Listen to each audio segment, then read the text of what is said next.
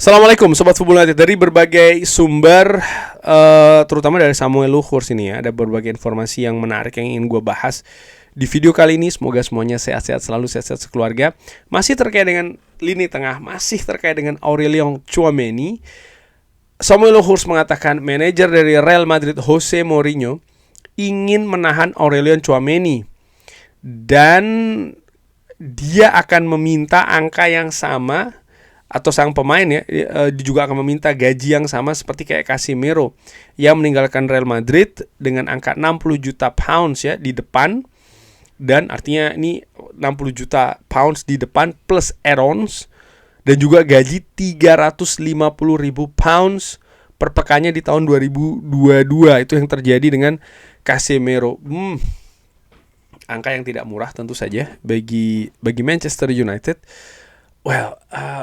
Ini situasi yang menarik ya, karena sering sekali kan disebutkan kenapa Tchouaméni ini menjadi yang ideal untuk didatangkan ke Manchester United, karena Tchouaméni datang ke Real Madrid untuk menggantikan Casemiro, dan saat ini Casemiro yang sudah tidak lagi di Manchester United nampaknya juga pas ya kalau yang menggantikan adalah Tchouaméni. Dari sisi teknis, dari sisi mungkin karakter permainan, yes, pengalaman juga iya. Tapi ternyata dari sisi finansial pun juga ingin menggantikan dalam tanda kutip Casemiro dengan angka transfer yang tinggi dan juga gaji yang tinggi. Apakah ini masuk akal? Ya, at some point dalam berbagai situasi gue pikir ya kayaknya make sense ya, kayaknya masuk akal, karena Tchouaméni berasal dari Real Madrid, di berbagai, atau setelah dia datang ke Real Madrid, terutama dari musim lalu, dia bukan pemain cadangan di Real Madrid, dia pemain inti di Real Madrid. Bahwasanya ada kemungkinan dia tidak lagi diinginkan Real Madrid untuk musim ini karena ada Jose Mourinho yang mungkin punya pemikiran yang baru, punya ide yang baru tentang bagaimana Real Madrid bermain, terutama di lini tengah. Ya, ini tidak menutup fakta bahwa dia adalah pemain inti, dia adalah pemain vital di Real Madrid. Menurut gue seperti itu Tchouaméni. Sehingga paling tidak dari sisi gaji sangat wajar kalau dia menuntut angka yang tinggi. Pertanyaannya adalah Manchester United bagaimana nih menyikapinya. Terkait dengan biaya transfer, menurut gue di situasi biaya transfer ini yang mungkin lebih lunak. Kenapa? Karena ya Real Madrid membutuhkan biaya transfer masuk untuk bisa dikeluarkan lagi untuk membangun skuad, bukan untuk mencari keuntungan. Menurut gue seperti itu. Selama angka yang Manchester United tawarkan dalam tanda kutip make sense ataupun masuk akal, gue pikir Real Madrid akan menerimanya. Tapi ini bukan berarti Manchester United akan mendapatkan Tchouaméni dengan angka 60 juta pounds. Gue pikir mungkin range-nya antara 80 sampai dengan 100 juta euro. Tidak murah jelas, karena seperti gue katakan dari di awal, Tchouaméni ini bukan pemain yang tidak dibutuhkan, bukan begitu bahasanya, bukan pemain yang bukan pemain yang tidak penting di Real Madrid.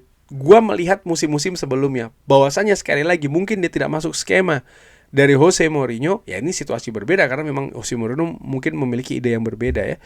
Tapi itu situasinya.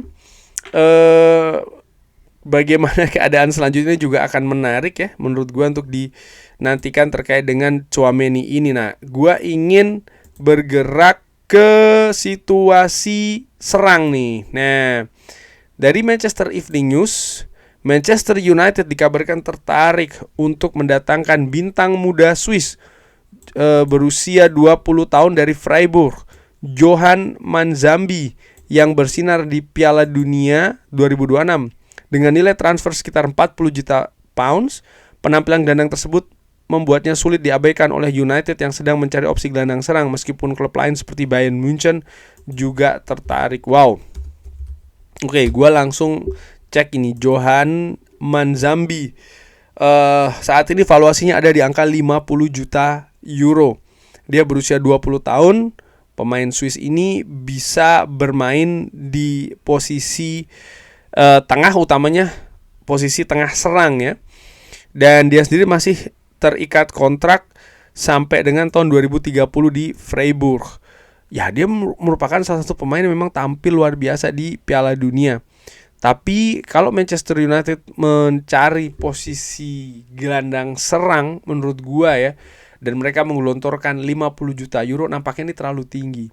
Dan menurut gua beda situasinya kalau Manchester United ingin mendatangkan pemain sayap serang ya. Karena menurut gue lebih urgent, lebih penting, lebih mendesak ada di sana. Sementara untuk posisi lini tengah sendiri, Manchester United bukan untuk posisi gelandang serang, tapi untuk gelandang tengah nih, pivot. Dan menurut gue, ya ini agak sedikit tidak apa ya, mungkin tidak cocok menurut gue seperti itu. Tapi sekali lagi ini pemain yang bagus, pemain yang memiliki talenta yang besar, 20 tahun, tampil di Piala Dunia, tampil luar biasa, terlihat memang ada potensi di sana. Tapi ya, apakah Manchester United akan bergerak untuk mendapatkan Johan Manzambi? Bagaimana menurut Sobat Football United, baiknya seperti apa? Dan gua tadi sempat menyinggung juga kalau Johan Manzambi nampaknya mungkin tidak cocok untuk saat ini ya, di bursa transfer musim ini. Terlihat dari prioritas Manchester United lainnya, tapi tidak dengan posisi sayap serang. Dan disebutkan oleh Laurie Whitwell dan juga Mark Critchley bahwa Manchester United mungkin akan memperkuat sisi kiri mereka. Kemungkinan besar posisi di sayap kiri. Crescencio Summerfield adalah target utama, dan pembicaraan awal antar klub telah dilakukan mengenai pemain sayap West Ham berusia 24 tahun itu. Wow, jadi pembicaraan memang betul sudah dilakukan. Kalau tidak salah ini sempat juga dikabarkan oleh Ben Jacobs ya, dan juga dikonfirmasi ulang oleh Laurie Whitwell. Ini mungkin masih baru penjajakan tahap awal menurut gue terkait dengan Crescencio Summerfield. Tapi gue nggak tahu nih bagaimana hubungan antara Manchester United dengan West Ham United ya, setelah Manchester United tidak dipilih terkait dengan keadaan Matheus Fernandes. Dan kalau dilihat Crescencio Summerfield sendiri memang valuasinya jauh di bawah dari Matheus Fernandes, yang Matheus Fernandes pindah dengan angka hampir 100 juta euro. Valuasi dari Crescencio Summerfield ini ada di angka 35 juta euro. Dan Crescencio Summerfield sendiri ketika didatangkan dari Leeds United 2 tahun yang lalu itu ada di angka 29 juta euro. Katakanlah 30 juta euro ya. Saat ini naik 5 juta euro menjadi 35 juta euro. Berapa angka yang akan diinginkan oleh West Ham United untuk Crescencio Summerfield?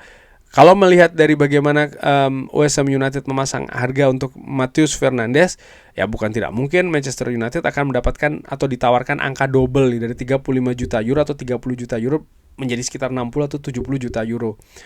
Tapi ada juga kemungkinan lain ya, bahwa ketika West Ham United melepas Matheus Fernandes dengan angka yang cukup tinggi, pada saat itu Sobat United mungkin ingat ya, memang ada batas laporan keuangan yang ditutup di akhir Juni ya kan pada saat itu, sehingga segala pemasukan ataupun juga pengeluaran ini akan dicatatkan betul sebelum tanggal 30 Juni. Dan pada saat itu West Ham mendapatkan pemasukan yang luar biasa dari penjualan Matheus Fernandes. Nah, saat ini sudah berbeda lagi.